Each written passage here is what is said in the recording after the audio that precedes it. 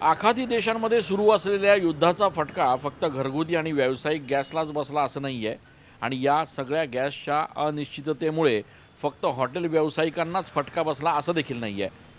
Carbide gas हा जो प्रकार आहे, या कार्बाईड गॅसवर अवलंबून असलेले अनेक छोटे मोठे उद्योग आहेत ज्यांना आता या संपूर्ण युद्धजन्य परिस्थितीचा फटका बसलेला आहे।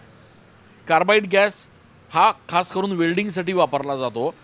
जसं गाड्यांचं छोट्या छोट्या भागांचं वेल्डिंग असेल, लोखंडाचं कटिंग असेल किंवा मोठ्या इंडस्ट्रीजमध्ये जे काही वेल्डिंगचे कामं होतात ते याच कार्बाईड गॅसवर अवलंबून असतात। मात्र सध्या या कार्बाईड गॅसचा देखील तुटवडा जाणवतो आहे आणि त्याच्यामुळे आता हे जे छोटे व्यावसायिक आहेत, छोटे कारागीर आहेत, त्यांच्यावर उपासमारीची वेळ आलेली आहे। कार्बाईड गॅस जो आहे तो खास करून वेल्डिंगसाठी वापरला जातो। त्यासाठी दगडासारखे काही पदार्थ मिळतात, ते पाण्यात विरघळल्यानंतर त्याच्यापासून हा गॅस तयार होतो। सध्या मात्र परिस्थिती अशी आहे की या ठिकाणी हा गॅसचा पुरवठाच होत नाही आहे आणि त्यामुळे हे जे कारागीर आहेत, जे वेल्डिंगचे कामं करतात, त्यांना मात्र आता नेमकं काय करावं हे समजत नाही आहे। ताई आपल्यासोबत आहेत। तुम्ही किती वर्षापासून हा व्यवसाय करताय? मी 15 वर्षापासून करते।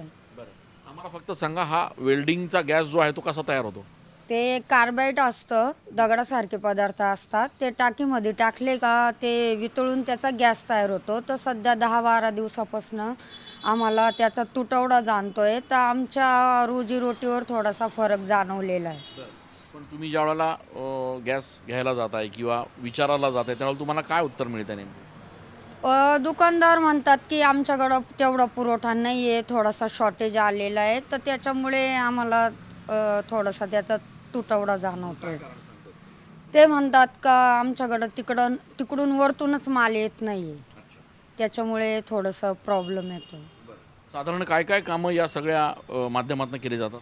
आपलं वेल्डिंगची कामं केले जातात, तर कार्बेटमुळे कटिंगची कामं होतात, लोखंड कटिंग वेल्डिंगची कामं होतात।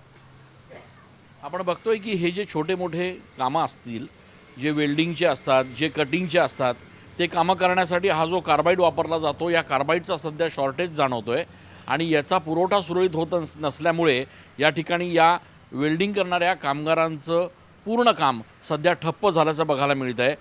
एकीकडे घरगुती गॅस, व्यावसायिक गॅस यांचा प्रचंड तुटवडा जाणवतोय, तर दुसरीकडे हे कारागिरी जे आहेत, जे या कार्बाईड गॅसवर अवलंबून असतात, त्यांना देखील आता या कार्बाईड गॅसचा तुटवडा जाणवतोय आणि त्यामुळे आता त्यांच्या व्यवसायावर देखील मोठा प्रश्न निर्माण झालेला आहे।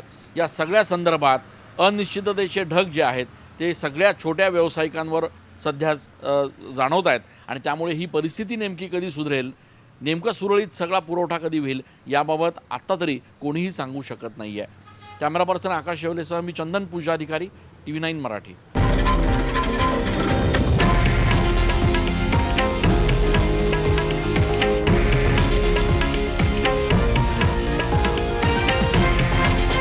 हे आहे देशातील नंबर 1 न्यूज नेटवर्क आणि आपण पाहत आहात TV9 मराठी, एकमेव।